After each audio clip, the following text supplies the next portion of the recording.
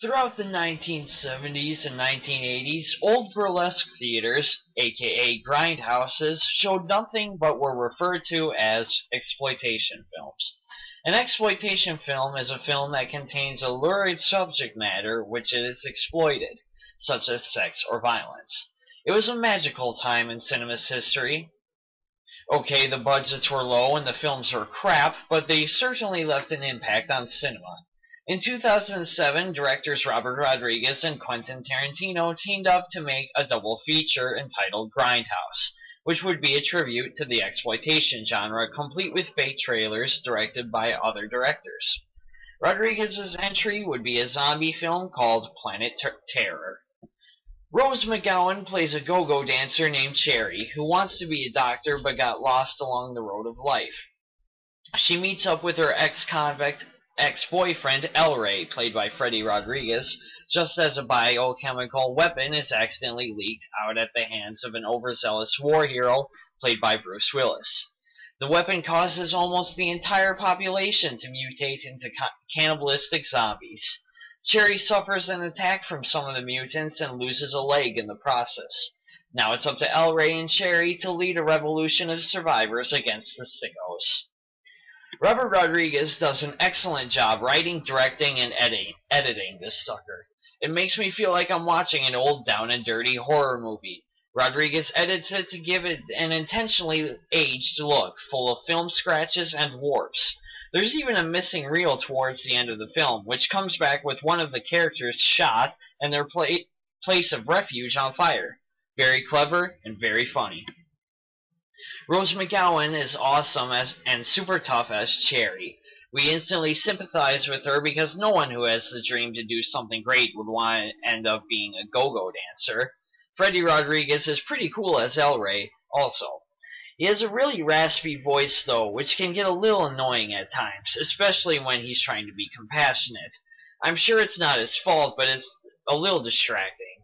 Other honorable mentions includes Michael Biehn as the gung-ho Sheriff Haig, Jeff Fahey as the barbecue-obsessed J.T. Haig, Josh Brolin as the sinister Dr. William Block, Marley Shelton as the bisexual Dr. Dakota Block, special effects wizard Tom Savini as the clumsy Deputy Tolo, and even Quentin Tarantino as one of Bruce Willis's ruthless soldiers.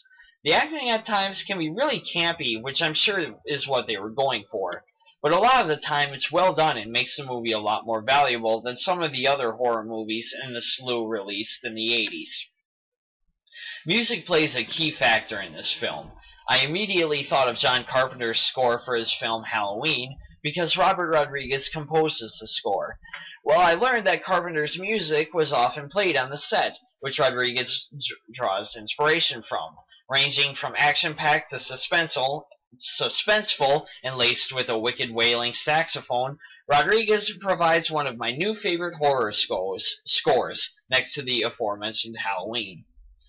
Now I want to make one thing incredibly clear.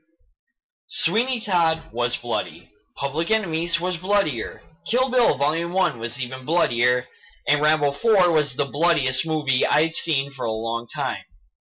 But without a doubt in my mind, I can say that Planet Terror is the bloodiest movie I have seen. And a lot of it comes from the disgustingly awesome makeup designs of the zombies. Every bullet unleashes pints of blood. The infected wounds of the zombies are oozing blah. Don't get me wrong, I love blood and guts and all that good stuff, but this can get brutally nasty. Thank God that the action is frickin' awesome, though, and makes me want to sit through it all. When Cherry gets her peg leg replaced with a high-power machine gun, stuff gets real. Things blow up for no reason whatsoever, and Cherry employs her go-go dance moves while sawing zombies down. Magnifico. There are flaws. The aged look can be a bit distracting at times. The discoloration and fades and meltdowns are groovy at first, but then it's like, okay, we get it. The movie's supposed to look old. Some of the dialogue is rushed or hushed, and I had to replay a couple of scenes because of it. There's also a joke about murdering Bin Laden, which by today is incredibly outdated. The horror is good, but there are a few scenes that I think went too far. There are spoilers ahead. When Dakota Block escapes with her son, she hands him a gun to use just in case. However, once Dakota leaves the car, the boy accidentally shoots himself in the face. That's horrible! In fact, Rodriguez must have known he screwed up because he filmed a different version of Planet Terror for his son, where the boy lives throughout the whole film. Then there's a scene where Tarantino's soldier character comes to rape Cherry. He's in the process of becoming a zombie, so we get to see his manhood start to melt off. That's something I could have gone my whole life without seeing.